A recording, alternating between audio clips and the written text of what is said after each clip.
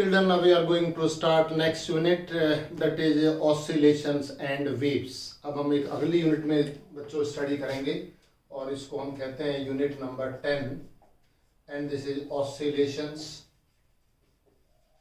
And waves. देखिए अभी तक हम मोशंस पढ़ रहे थे, अलग अलग तरह के मोशंस पढ़ रहे थे. Motion along straight line mechanics में पढ़ा था जिसको हमने काइनेमेटिक्स में, फिर हमने उसको लॉज ऑफ मोशन में फोर्स को इंक्लूड किया. उसके बाद में हमने फ्रिक्शनल फोर्स, फिर हमने रोटेशनल मोशन, ये सब तरह के मोशंस ऑलरेडी हमने डिस्कस किए. अब जो मोशन हम ले रहे हैं कौन से वाला, ऑसिलेशंस वाला मोशन ले रहे हैं. अब ऑसिलेटरी मोशन, वाइब्रेटरी मोशन क्या होता है और ये अभी हम पहले समझने की कोशिश करेंगे. तो सबसे पहला टॉपिक इसमें आता है दैट इज पीरियोडिक मोशन.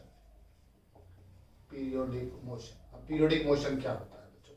देखिए एक ऐसा मोशन जिसमें जो अपने आप को रिपीट करता है after a regular interval of time, that motion is called periodic motion. It is a motion which repeats itself after a regular or fixed interval of time. So it is a motion which repeats after a fixed interval of time.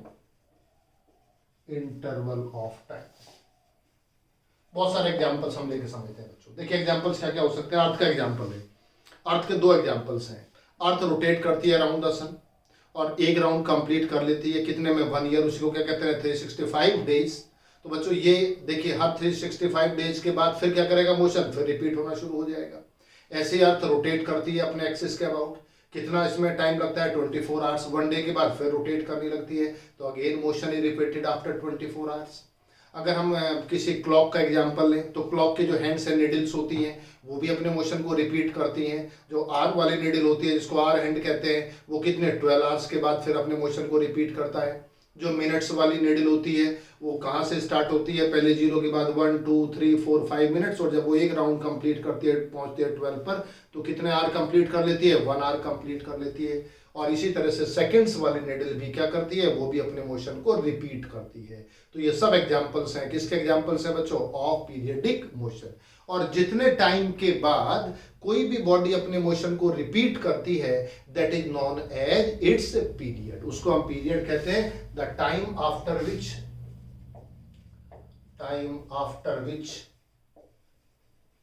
The motion is repeated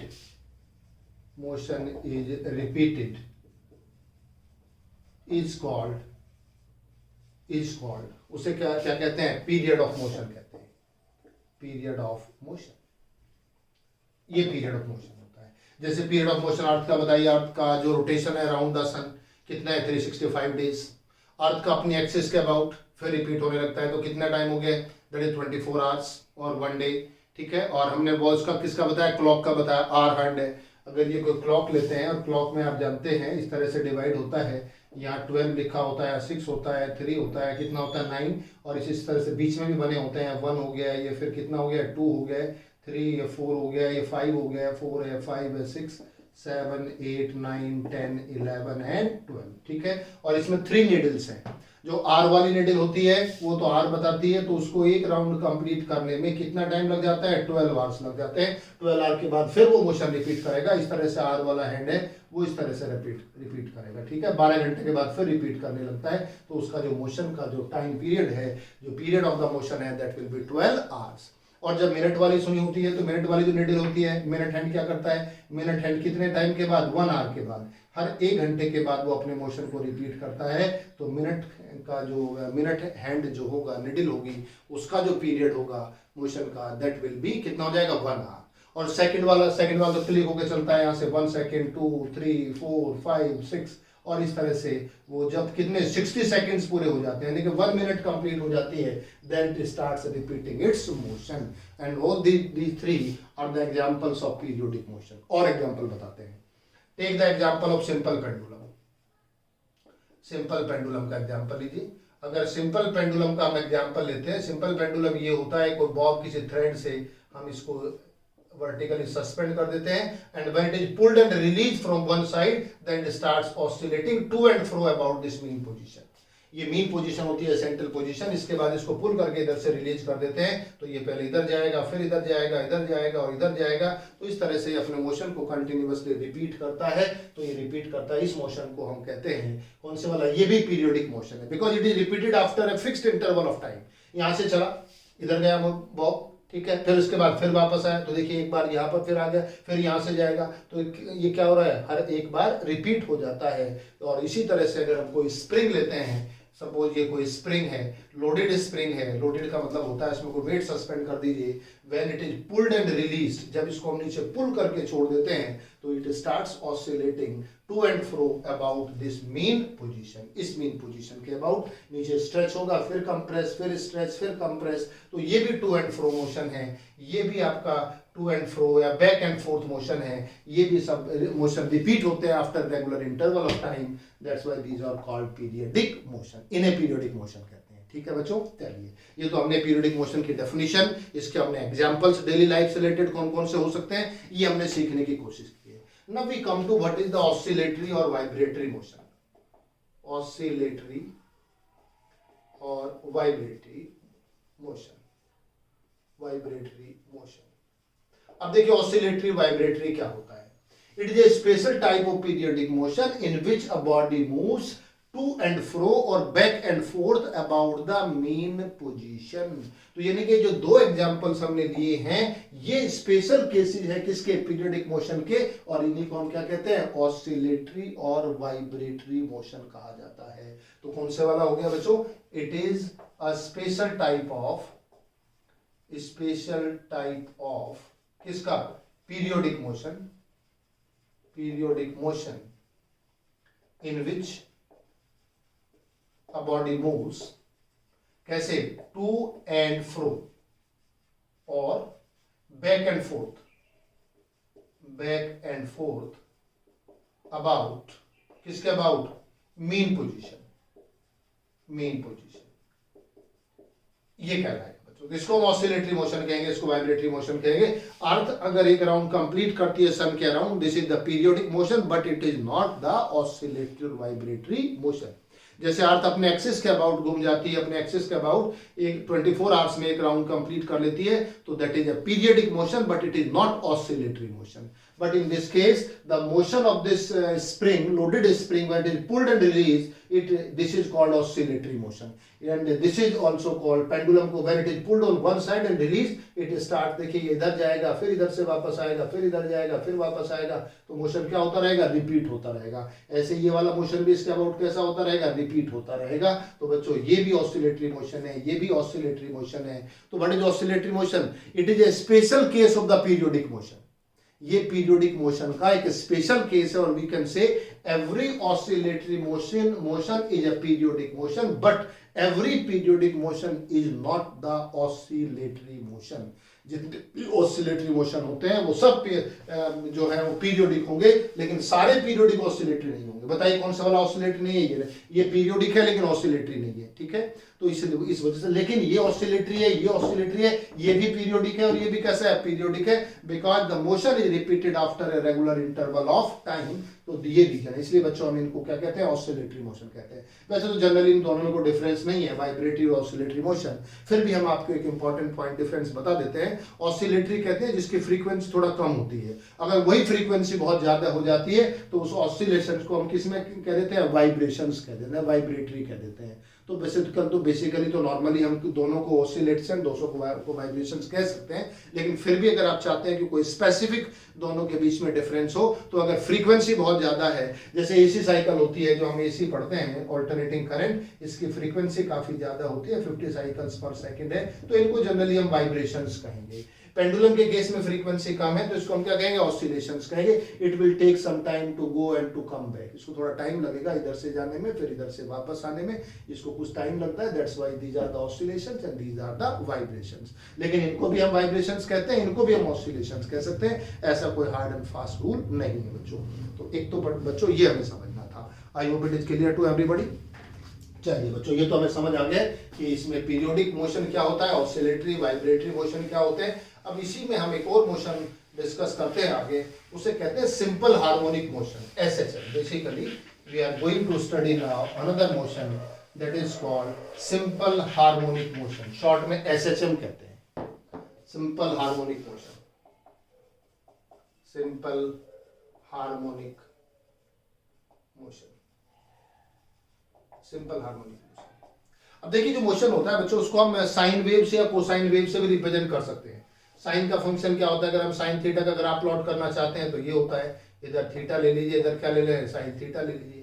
तो जैसे जैसे change करते हैं sign 0 पे value 0 होगी, फिर यहाँ π/2 पर वैल्यू कैसी होगी, मैक्सिमम, फिर पाई पे 0 कितनी हो जाएगी 0, फिर कितना हो जाएगा 3π/2 एंड सो ऑन, ओरिजिन से, ठीक है। और अगर cos थीटा लेते हैं तो cos थीटा का ग्राफ ये बनता है, मैथमेटिक्स वाले बच्चे जानते हैं, ये cos थीटा, इधर थीटा ले लीजिए, जब थीटा इज इक्वल टू 0 है तो 0 पर cos 0 की वैल्यू कितनी होती है 1, तो इसमें ग्राफ मैक्सिमम से स्टार्ट होता है, इसमें ग्राफ कहाँ से 0 से स्टार्ट होता है। तो इनको हम हार्मोनिक फंक्शंस कहते हैं, इनको हार्मोनिक मोशन कहते हैं, हार्मोनिक फंक्शन कहते हैं। तो हार्मोनिक हो गया ये तो। और सिंपल हार्मोनिक में क्या है बच्चों, जिसका एम्पलीट्यूड भी कांस्टेंट होता है उसको हम क्या कहते हैं, और फ्रीक्वेंसी भी कांस्टेंट है, उसको कहते हैं सिंपल हार्मोनिक मोशन। तो ये भी एक तरह का ऑसिलेटरी मोशन है या वाइब्रेटरी मोशन है। तो सिंपल हार्मोनिक मोशन क्या है, it is a special type of, कौन से वाला बच्चों, ऑसिलेटरी मोशन। हम इसकी डेफिनेशन लिख देते हैं, it is a special type of, special type of, कौन से वाला, ऑसिलेटरी और vibratory motion, vibratory motion, motion in which a body moves to and fro or back and forth about mean position, about which position, mean position, under a restoring force, under a restoring force which is always towards the mean position,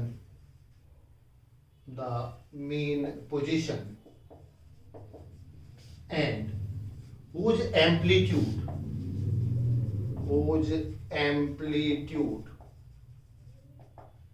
at any instant is directly proportional to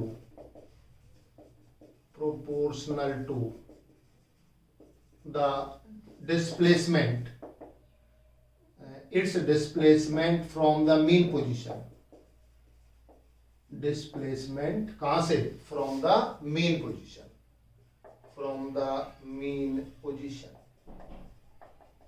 at that instant, अब देखिए क्या मतलब हुआ, इसको हम F proportional to minus Y भी कहते हैं। अगर y डिस्प्लेसमेंट है और F एक रेस्टोरिंग फोर्स है, तो F अगर y के डायरेक्टली प्रोपोर्शनल है, ये तो मैग्नीट्यूड हो गया, और अगर माइनस साइन के डायरेक्टली प्रोपोर्शनल है तो माइनस साइन क्या बताएगा, डायरेक्शन बताएगा। नेगेटिव साइन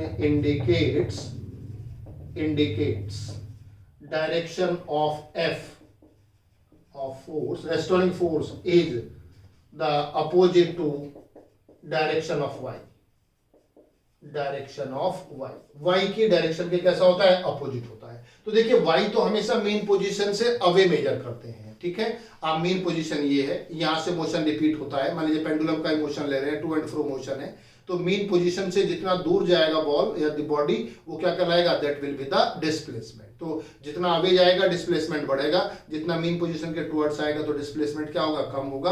तो जब अवे जाएगा, when it will move away from the mean position, तो ऐसे केस में the restoring force will act toward the mean position के रेस्टोरिंग फोर्स किधर काम करेगा, टुवर्ड्स काम करेगा। फॉर एग्जांपल जैसे नेचुरल फिनोमेनन है, आप अगर बच्चों अपने घर से आप बाहर जाते हैं, आप स्कूल जाते हैं, मार्केट जाते हैं, कहीं कोचिंग जाते हैं, जहां भी आप जाते हैं, then always you try to come back to your home, means you are under the restoring force toward the mean position आपका घर हो गया है, तो डिस्प्लेसमेंट तो हो गया आपका, घर से स्कूल जाना तो डिस्प्लेसमेंट हो गया, और वहां से आपके ऊपर फोर्स लगा, साइकोलॉजिकली फोर्स लग रहा है कि हमें घर वापस लौटना है, तो वो किधर हो गया, टुवर्ड्स योर होम। तो इस तरह से हम समझ सकते हैं। तो पार्टिकल अगर कोई भी एग्जीक्यूट करता है सिंपल हार्मोनिक मोशन, तो उसकी कंडीशन होनी चाहिए F proportional to minus Y. Okay, so means the particle or the body must move to and fro about the mean position, number one. Number two, it should move under the force which is called restoring force, and restoring force is always towards the mean position,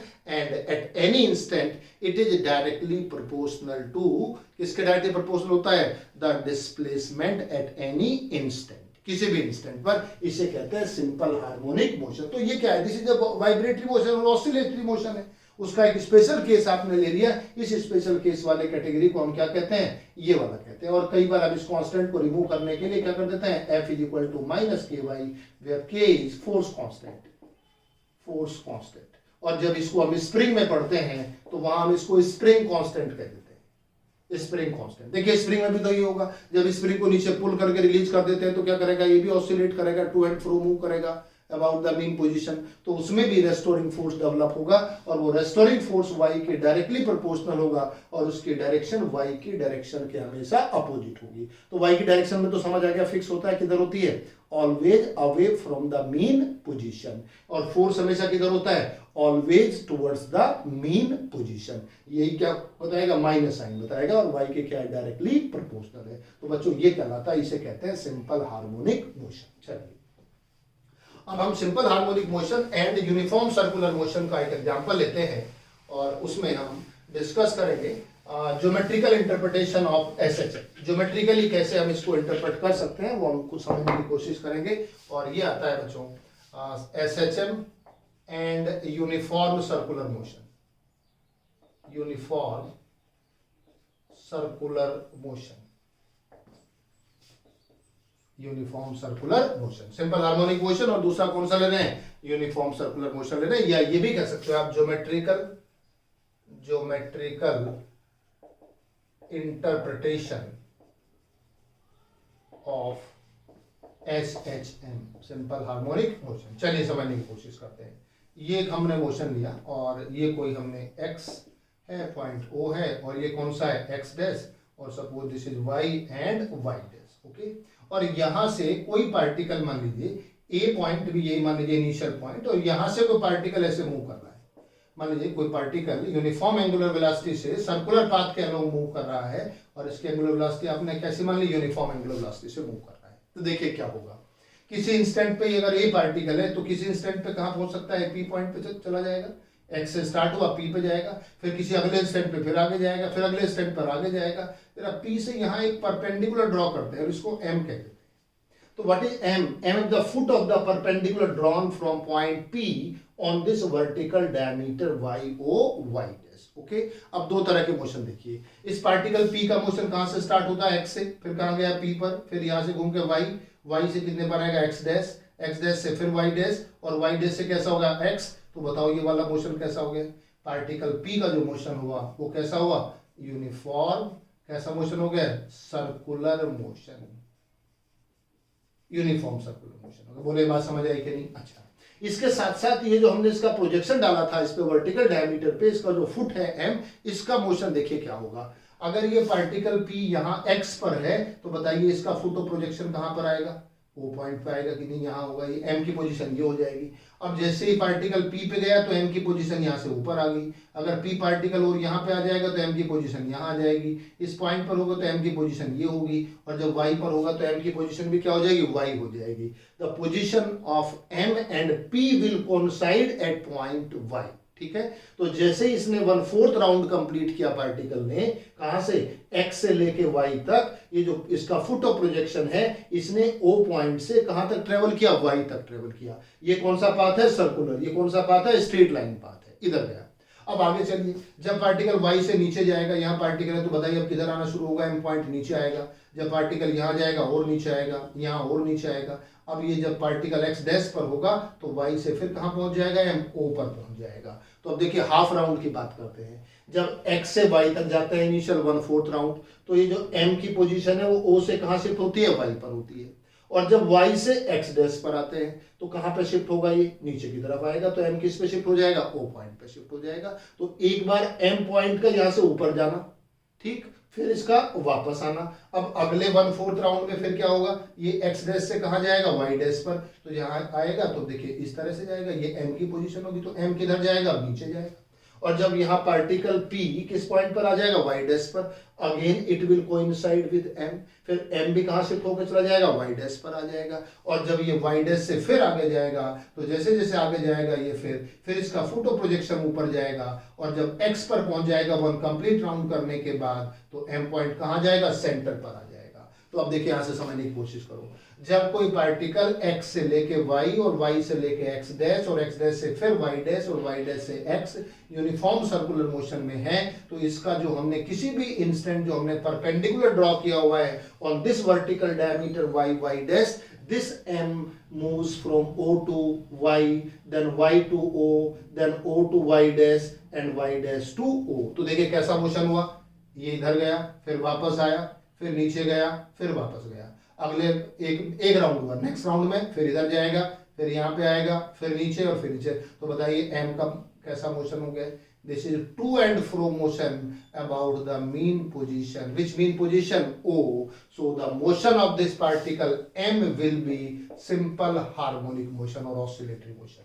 इसका motion oscillatory motion है, उसी को हम simple harmonic motion कहेंगे। Simple harmonic motion इसलिए कहेंगे कि आगे जाके हम प्रूव करेंगे इस पार्टिकल के ऊपर जो फोर्स लगेगा that will be F proportional to क्या हो जाएगा, -y हो जाएगा, since it will satisfy the condition of, किसकी condition, simple harmonic motion. That's why the motion of this foot of projection of this particle M on this vertical diameter will be the simple harmonic motion, simple harmonic motion होगा। Okay, अच्छा दूसरा भी आप ले सकते थे, अगर इसका ये वाला आप प्रोजेक्शन ले लेके ये वाला फुट ले लें तो देखिए ऐसे केस में क्या होगा, जब x पर है P पॉइंट तो ये वाला भी कहां पर है, इधर है। जब x से ऊपर जाएगा तो ये वाला अगर n पॉइंट तो n पॉइंट किधर आ जाएगा, ऊपर आ जाएगा। जब इधर से इधर आएगा तो ये परपेंडिकुलर किस पे जाएगा, इधर जाएगा। यहां से कट होके जाएगा तो फिर ऊपर जाएगा और ऐसे। तो n पॉइंट कैसे मूव करेगा, on this horizontal diameter XO X dash, ठीक है। तो इस n का जो मोशन होगा that is also the simple harmonic motion, और इस m का जो मोशन होगा ये भी कैसा होगा, सिंपल हार्मोनिक मोशन है। इस मोशन में भी टू एंड फ्रो मोशन है about the mean position along the vertical diameter, और ये भी टू एंड फ्रो मोशन है on about the mean position on along the horizontal diameter। तो यहाँ दो साइमल्टेनियसली मोशन हो गए। पहला तो हो गया कौन सा, uniform circular motion in which a particle is moving along the circular path, और दूसरे वाला मोशन हो गया सिंपल हार्मोनिक मोशन, किसी भी इंस्टेंट पर उस पार्टिकल से either on the vertical diameter और ऑन द हॉरिजॉन्टल डायमीटर जब हम एक परपेंडिकुलर ड्रॉ कर देते हैं तो उस परपेंडिकुलर का जो फुट होता है whether it is M or N, the motion of this foot of the perpendicular drawn by the from the particle will be the simple harmonic motion, उसको हम सिंपल हार्मोनिक मोशन कहते हैं। और geometry से हमने explain किया है, that's why it is called geometrical interpretation of simple harmonic motion. बोलो बात समझ आई कि नहीं बच्चों। तो सिंपल हार्मोनिक मोशन में, जिसको सिंपल हार्मोनिक मोशन कुछ नहीं है, इट इज ऑसिलेटरी मोशन। ये एक ऑसिलेटरी मोशन है बच्चों, सिंपलेस्ट ऑसिलेटरी मोशन है, जिसमें कोई भी particle to and fro move करता है about the mean position under the action of restoring force. और आगे हमने रेस्टोरिंग फोर्स की प्रॉपर्टी बताई है, restoring force is always toward the mean position at any instant, it is directly proportional to the displacement, ठीक है। तो ये डिस्प्लेसमेंट के कैसा होता है, डायरेक्टली प्रोपोर्शनल होता है एट एनी इंस्टेंट। बोलो ये सारी बातें समझ आती है। तो हमने अभी तक क्या पढ़ लिया, यूनिफॉर्म सर्कुलर मोशन पीछे पढ़ गए थे। अब हमने क्या पढ़ा, सिंपल हार्मोनिक मोशन। तो बेसिकली सबसे पहले हमने पढ़ा था पीरियडिक मोशन, उसके एग्जांपल्स लिए, फिर हमने ऑसिलेटरी और वाइब्रेटरी मोशन पढ़ा, उसके एग्जांपल्स हमने लिए, उसको हमने एक्सप्लेन किया। अब हमने पढ़ा सिंपल हार्मोनिक मोशन, उसका डेफिनेशन, उसका फॉर्मूला, उसकी कंडीशन, और अब हमने उसको ज्योमेट्रिकली समझ लिया है कि ज्योमेट्रिकली सिंपल हार्मोनिक मोशन क्या होता है बच्चों। आई होप इट इज क्लियर। ये सारी चीजें अभी तक हमने एक्सप्लेन कर दी। बहुत सारे एग्जांपल हम सिंपल हार्मोनिक मोशन के बताएंगे। तो ज्योमेट्री का हो गया, जो हमने स्प्रिंग वाला केस लिया वो भी सिंपल हार्मोनिक मोशन होगा। और भी बहुत सारे केस हैं, जैसे आप कोई जो स्प्रिंग को हम कंप्रेस या अटैच करते हैं लोडेड स्प्रिंग को, और या फिर उसको पेंडुलम को हम जो मूव कराते हैं टू एंड फ्रो और बैक एंड फोर्थ, वो सब के सब मोशन कैसे हैं, all are simple harmonic motion. उन्हें सिंपल हार्मोनिक मोशन कहते हैं बच्चों। ऑलराइट, चलिए तो हो गया सिंपल हार्मोनिक मोशन।